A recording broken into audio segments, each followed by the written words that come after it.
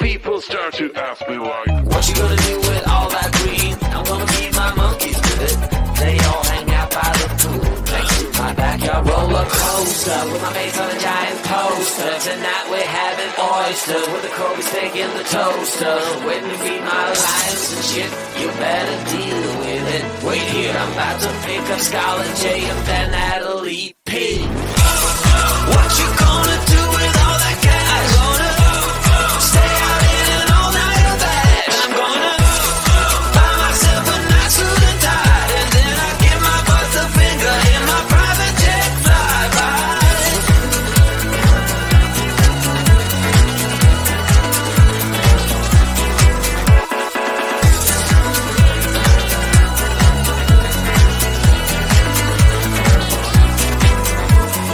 What you gonna do with all that green? I'm gonna feed my monkeys with it. They all hang out by the pool next to my backyard roller coaster with my face on a giant poster. Tonight we're having oyster with the Kobe steak in the toaster. Waiting to feed my lions and shit. You better deal with it. Wait here, I'm about to pick up Scarlett J and then Natalie P. What you gonna do with all that cash? Gonna stay out in an all-nighter bed. I'm gonna buy myself a nice suit and tie, and then I give my boss the finger in my private jet flyby.